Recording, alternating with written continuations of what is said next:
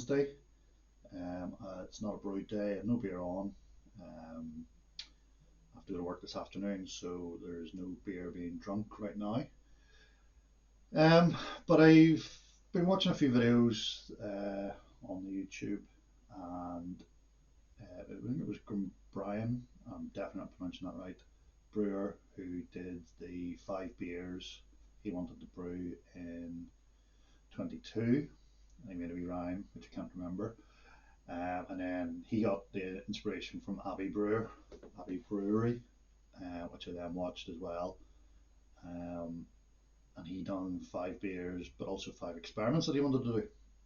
So I thought I would do something along the same lines, and my 5 or so things that I want to establish or want to achieve this year with the brewery. So last year was a bit of a leap forward for me in terms of um, nobody had really drunk my beers other than me and a couple of very close friends. They were mostly brewed for parties and different things like that. But then last year, I finally got the nerve up and sent out some beer mail. So I have a beer list, a mailing list of about, I think it's about 6 or 7 people now on the list.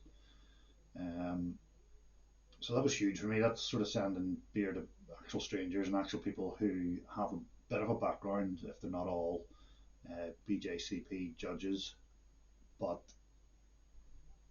they seem to go down all right. I mean, I was quite pleasantly surprised with some of the feedback I got, particularly for some of the beers that I wasn't necessarily holding out much hope for. Um, but it all seemed like, I know, if you're doing reviews and stuff like that, of people's beer that have taken the time to send you out, you don't really try and kick them while they're down or whatever. But there was some very positive feedback and sort of motivated me a bit to keep going and up it a wee bit, which I then tried to do throughout the sort of tail end of 2022, and then I sent out a bit more beer, and once again seemed to go down all right. Um, Big Banana and Rick Shaw were the ones that reviewed beers there on their channels. So yeah, it seemed to be okay. So the beers are out there now.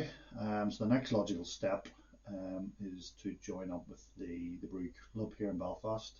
I say here in Belfast, I'm about an hour, about half an hour from Belfast here where I am. So they meet on the last Tuesday of the month, I believe. And previously I've always had different excuses of why I can't go. And I'm not sure whether they changed their day that they do it on or what, but it used to be that I either finished work too late to go to it, or I finished very early the following morning, which is why I couldn't go. I do a 4 week shift pattern, so um, if I couldn't make it 1 month, then I can't make it. So I was looking into it there recently. The January one was cancelled because of the varying stages of lockdown that we have here, but um, the dates that it's meant to be on are dates now that are what's the word? Like convenient. Yeah, we'll use convenient. So they're on dates that are convenient for me. So I'm going to do that. And then the next logical step after joining a brew club, and it's something I've actually already made steps towards doing, is actually entering into a competition. So I don't have the details in front of me. I should have been ready for this. But Get Her Brewed, the homebrew shop here in Ireland, they tweeted out there sort of towards the end of last week about a competition that is being run by a brewery in Dundalk, which is just over the border in the Republic of Ireland. And the general crack with that is they want you to brew a very, very open-ended, and they want you to brew a nice summer, easy to drink, sessionable beer. And that's your brief. So each person can enter 2 different beers, and you have to get them to the place at a certain time. But the dock's only about 90 minutes from here anyway, so it's not a big deal to drop it down. So we just need to come up with an idea of what to actually brew. Um, when I started looking back through my own recipe book, a lot of my beers are not what you would describe as easy to drink in terms of they're all sort of 6-7% alcohol. So then I thought, well, I don't want to brew a beer I've never brewed before because if I mess it up, it's a waste of time. So I'm looking maybe at doing a bit of a twist on a Kolsch, something like that. And then I am actually going to do a beer that I've not done before. So I'm going to get it done hopefully in the next week or two, um, just to have a go at it before I actually go into the competition with it. And that will be an American wheat beer. Got a couple of wee tweaks on my mind that I think I'm going to do to the traditional sort of American wheat beer to make it more summery, and get more fruit flavours out of it. So they're the two ones that are going to happen sort of at the start of the year. And then moving forward, then the next thing, I've talked about this a couple of times, and it's actually the start of the year there. I sort of did my 5 beers that I wanted to do. And one of the things I said on that video was that I wanted to try a New England IPA, NEIPA as it's more commonly known. But one of the things that sort of held me back from that is water chemistry and salt additions and what have you. So I've been doing quite a bit of reading on it, and it's not the hidden science that I may have dismissed it as. It seems relatively straightforward, especially when you're using the likes of Brewfather or possibly even Brewsmith to help you with your chemistry there. So I'm gonna give that a rack. And to that end, I'm also going to start paying more attention to sort of little details in the brew day, such as mash pH, which is something I've just been winging it. So I've been winging it anyway. Now my beers have been turning out all right, but if you want to do the likes of a kettle sour or something like that, then mash pH is obviously very key to that. So yeah, so that'll help me with other things as well, So the NEIPA is obviously the beer that I want to try. I think that's sort of the catalyst. I don't really see the point in trying a NEIPA or even like buying, because it's quite a heavy grain bill and quite a heavy hop bill as well, so it can be quite expensive, relatively speaking, and you don't want to waste that if your water chemistry is off. So that's what sort of spurred me in. But then I've brewed a couple of lagers there recently, Vienna lagers, using the Luther yeast. Oh, excuse me, using the Luther yeast, and whilst they've been good, they're just slightly off. Now they're perfectly drinkable for working sport, which is basically the brief whenever I started making them. But I want to try and do an Italian Pilsner. I want to try and do a Corona style beer. I want to try different lagers. And so I think you really need to be on top of your water chemistry for them as well. If you're just sort of brewing stouts and a good saying is IPA. Look, I brew IPAs a lot, and they seem to be all right without messing with the water chemistry. Now I am just quite lucky, and the water here is ridiculously soft actually compared to the rest of the UK, and very soft compared to the rest of Northern Ireland. So I'm quite lucky in that respect. But I brew a lot of Kolsch as well, and it's always just slightly off. So I'm hoping that going a wee bit sort of deep dive into the water chemistry, and it's not even a deep dive anymore with, as I say, with the software helping you out. So I think that's the next step for me. That's the thing that can really, I've looked at other things. I don't think there's anything out there at the moment that will get me from where I am now to being better, other than sort of messing about with water chemistry. So I think that's the big one. That's the one, a big circle around it. I'm going to be continuing that all through the year once I get set up on it. I was in Tesco, I was in Tesco earlier, and I noticed the spring water that they do, which actually comes from Lurgan, which is a bit down the road, but um, Yeah. But anyway, they have the composite. I don't know what it's called. Composites. Composite. Yeah. Composites. We'll go with composites. It has them in on the label, and so you can just plug that into uh, Brewfather, and it's just a matter then it'll tell you how much of everything you need to add. So it seems straightforward enough. So then I've sort of touched on it already. Last year, 21 was the first year I actually sent out any beers to anyone. Um, so this year I'm going to try and increase the mailing list. Now I don't send every beer to every person, even when I only have a small list. But I think if there's something, for example, when I made the triple and I made the decision to send the triple out, well, I'd seen Brew-Bit Rick. Had a moment there.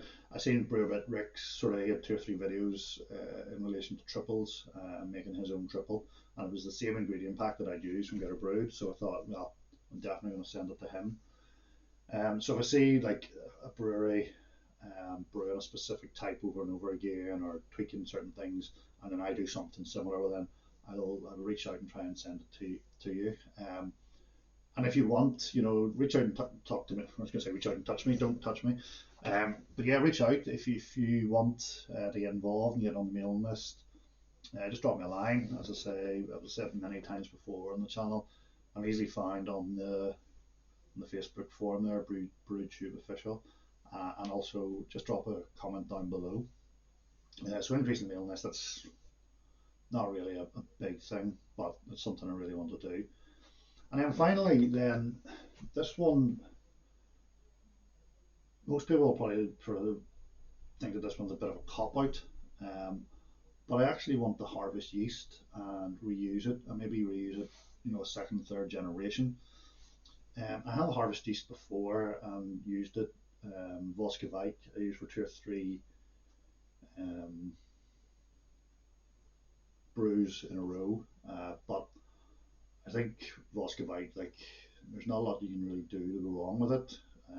It's really hard to, to damage it, for want of a better word. But I want to try and harvest sort of, say, proper yeast. And maybe one of the experiments I might do is brew a beer, then take the yeast or take the beer off it, leave the yeast cake there, and then put the exact same beer, the same recipe on top, and then just compare and contrast and see how the second generation flavors are coming through. And maybe even do it a third time.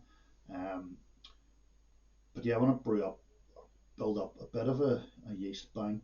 I don't have a huge amount of storage space for yeast in the fridge or whatever, but if I can maybe get a couple of yeasts, maybe second, third generation. I know I watched a video there recently where the guy said he would never really go past. It was the 4th generation. After that, it starts getting off really bizarre off flavors and stuff like that. And that was a USO5, I believe. But that's something I want to have a look at and see if I can do it. And I have the fermentosaurus now with the collection pot at the bottom, so it shouldn't be big dramas. Should be easy enough to do it. It's just I think I've always just sort of been put off by the sort of process of washing the yeast. It just seems a wee bit too fiddly for my liking. So we'll see what happens with that. And something else just came into my head there. Harvesting yeast, reusing it.